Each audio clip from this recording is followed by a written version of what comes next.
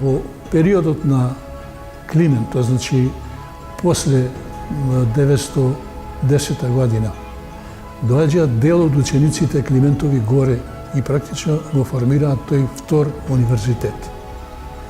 Потврда за тоа е габаритот на црквата. Втора работа што е посветен манастирот на Свети Пантелеимон, а Свети Пантелеимон е заштитник на Климент.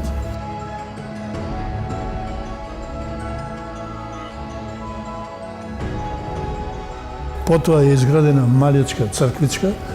По легендата, луѓето што одели од Ничифорово кон Леуново преку планината, ги среќавал светецот и им рекол црквата да ми ја направите.